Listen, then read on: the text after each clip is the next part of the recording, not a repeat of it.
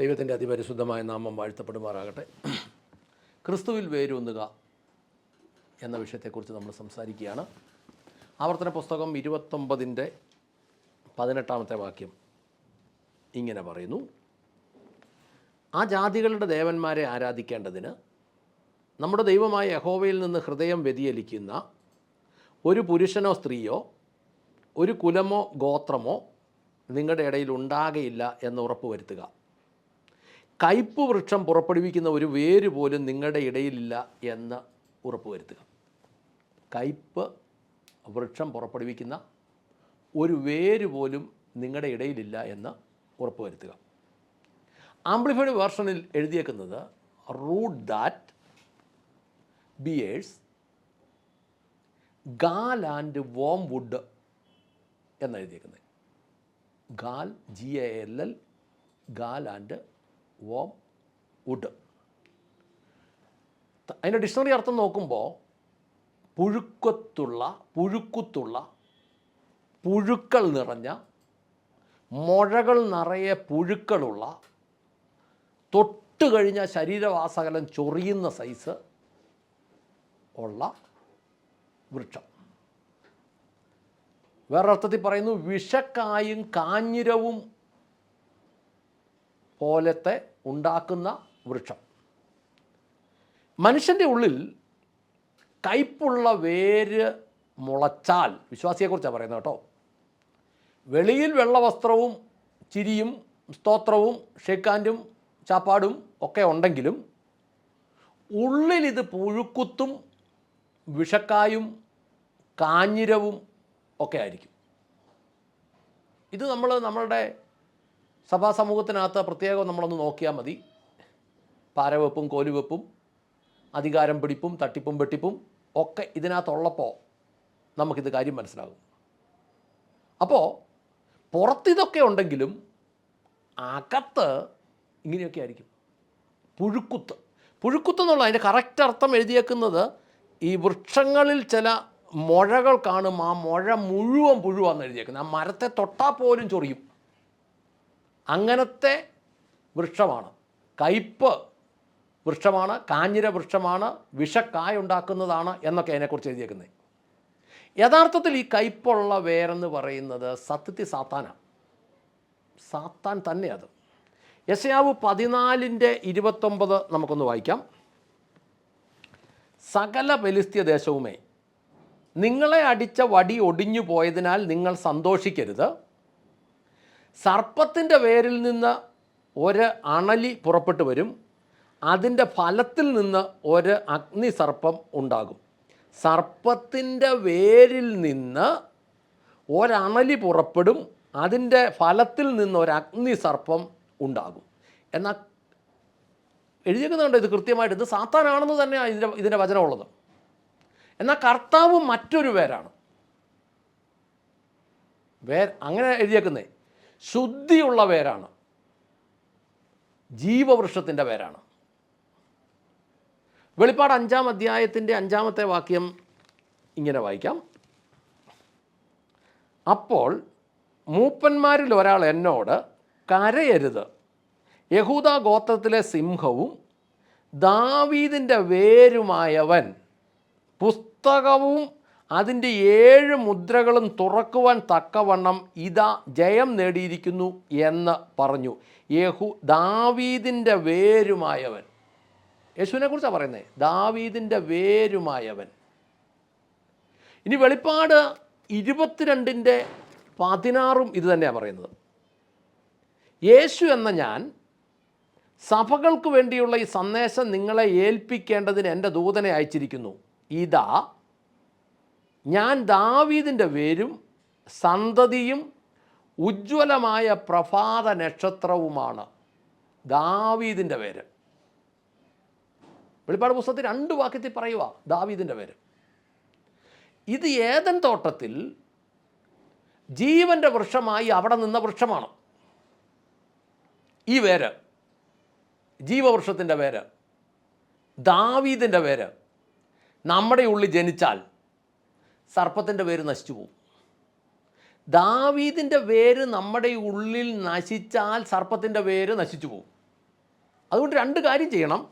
അതെന്താണെന്ന് F S ലേഖനത്തിലാണ് പറയുന്നത്. F S ലേഖനത്തിൽ ഒരു കാര്യം, എഫ് എസ് ലേഖനം 3:17-18, വിശ്വാസത്താൽ ക്രിസ്തു നിങ്ങളുടെ ഹൃദയങ്ങളിൽ വസിക്കുവാനും വരം നൽകണമെന്നും നിങ്ങൾ സ്നേഹത്തിൽ വേരൂന്നി അടിസ്ഥാനപ്പെട്ട് വീതിയും നീളവും ഉയരവും ആഴവും എന്തെന്ന് സകല വിശുദ്ധരോടുമൊപ്പം ഗ്രഹിക്കുവാൻ പ്രാപ്തരായിത്തീരണമെന്നും. ഒന്നാമത്തെ കാര്യം, വിശ്വാസത്താൽ ക്രിസ്തു നിങ്ങളുടെ ഹൃദയങ്ങളിൽ വസിക്കുവാനും വരം നൽകണമെന്നും. അടുത്തത്, നിങ്ങൾ സ്നേഹത്തിൽ വേരൂന്നി അടിസ്ഥാനപ്പെട്ട് വീതിയും നീളവും ഉയരവും ആഴവും എന്തെന്ന് സകല വിശുദ്ധരോടുമൊപ്പം ഗ്രഹിക്കുവാൻ പ്രാപ്തരായിത്തീരണമെന്നും. ഈ സ്നേഹം എന്ന് പറയുന്നത് ഞാൻ നിന്നെ സ്നേഹിക്കുന്നു എന്ന് പറയുന്നതല്ല. യേശു ഭൂമി വന്നിട്ട് ഈ ഗലീലിയയിലും നസ്രത്തിലും ആ തെരുവുകൾ കൂടെ എല്ലാം നടന്ന് ഞാൻ നിന്നെ സ്നേഹിക്കുന്നു, ഞാൻ നിന്നെ സ്നേഹിക്കുന്നു, ഞാൻ നിന്നെ സ്നേഹിക്കുന്നു എന്നൊന്നും പറയുമല്ലേ ചെയ്തേ. ആ പറച്ചിൽ കപടതയാണ്. ഞാൻ നിന്നെ അനുഗ്രഹിച്ച് പ്രാർത്ഥിക്കുന്നു എന്ന് പറയുന്നതിനകത്തും ഒരു കപടതയുണ്ട്. പക്ഷേ സ്നേഹത്തിന് പ്രവൃത്തിയുണ്ട്. അതാവശ്യമായ സ്ഥലങ്ങളിൽ ആ പ്രവൃത്തി വെളിപ്പെടാത്ത വ്യക്തി, അതായത് എൻ്റെ കുടുംബാംഗമാണ് എന്ന രീതിയിൽ കരുതാൻ കഴിയാത്ത ഒരു വ്യക്തി, ആ വ്യക്തിക്ക് പറച്ചിൽ മാത്രമേ ഉള്ളൂ. പറച്ചിൽ മാത്രം ഉള്ളിടത്ത് ഈ സ്നേഹത്തിൽ വേരൂന്നാൻ പറ്റത്തില്ല. ഞാനും എൻ്റെ കാര്യമൊന്നും മാത്രമുള്ള ഒരു വ്യക്തിക്ക് സ്നേഹത്തിൽ വേരൂന്നാൻ കഴിയില്ല. ഇനി അടുത്ത ഭാഗം, ഈ വേര്, സ്നേഹത്തിൻ്റെ വേര് എന്ന് പറയുന്നത് ജീവവൃക്ഷത്തിൻ്റെ വേരാണ്. ഇത് ഊന്നിയാൽ നമ്മൾ പ്രാപ്തരാകുമെന്ന് എഴുതിയേക്കുന്ന സകല വിശുദ്ധരോടും ഒപ്പം ഗ്രഹിക്കുവാൻ പ്രാപ്തരാകും.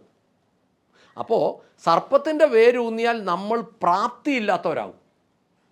എല്ലാവരോടും കെറുവ്, അല്ലെ കുറച്ച് പേരോടും കെറുവ്.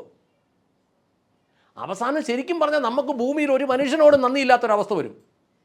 ഞാനും എൻ്റെ സുഖവും മാത്രമായി ഞാൻ നിൽക്കുമ്പോൾ എനിക്ക് ആരോടും നന്ദി കാണുകയില്ല. എന്നാൽ ക്രിസ്തുവിൻ്റെ വേര് നമ്മളെ പ്രാപ്തരാക്കും എന്ന ഇവിടെ എഴുതിയേക്കുന്ന ക്രിസ്തുവിൻ്റെ വേര്. അങ്ങനെയെങ്കിൽ കൊളോസി ലേഖനത്തിനകത്ത് ഇതുപോലെ തന്നെ ഒരു വാക്യം കൂടെ ഉണ്ട്, 2:6-7. അതിനാൽ നിങ്ങൾ ക്രിസ്തു യേശുവിനെ കർത്താവായി കൈക്കൊണ്ടതുപോലെ അവിടുത്തോടുള്ള കൂട്ടായ്മയിൽ നടക്കുവിൻ. ക്രിസ്തുവിൽ വേരൂന്നി അടിസ്ഥാനപ്പെട്ടവരായി നിങ്ങളെ പഠിപ്പിച്ചിട്ടുള്ളതുപോലെ വിശ്വാസത്തിൽ ഉറച്ചും സ്തോത്രത്തിൽ നിറഞ്ഞു കവിഞ്ഞും ഇരിക്കുവിൻ എന്നാണ് പറയുന്നത്.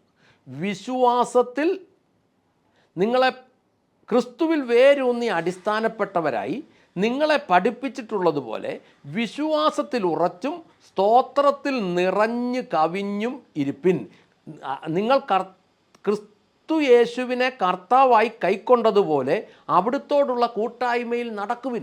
ഈ ക്രിസ്തു യേശുവിനെ കർത്താവായി കൈക്കൊണ്ടിട്ടുണ്ടെങ്കിൽ ഒന്നാം സ്ഥാനം ദൈവത്തിന് തന്നെയായിരിക്കും, രണ്ടാം സ്ഥാനം ശുശ്രൂഷയ്ക്കായിരിക്കും, മൂന്നാം സ്ഥാനമേ കുടുംബത്തിന് കാണുകയുള്ളൂ. ഇനി ഒരു കാര്യം കൂടെ ഉണ്ട്, ഈ കുടുംബം എന്ന് പറഞ്ഞാലും ഹൃദയം നമ്മൾ ശോധന ചെയ്ത കുടുംബം എന്നുള്ളതിനേക്കാളും കൂടുതൽ ഞാനെന്നുള്ളതായിരിക്കും, എൻ്റെ ജഡം എന്നുള്ളതായിരിക്കും, എൻ്റെ ഇഷ്ടം എന്നുള്ളതായിരിക്കും, എൻ്റെ വാശി എന്നുള്ളതായിരിക്കും. അനേകർ പറയുന്നത് എനിക്ക് മുറിപ്പെടുത്തിയാൽ ഞാൻ പിന്നെ ഇല്ല. അനേക വിശ്വാസികൾ അങ്ങനെയാണ് പറയുന്നത്.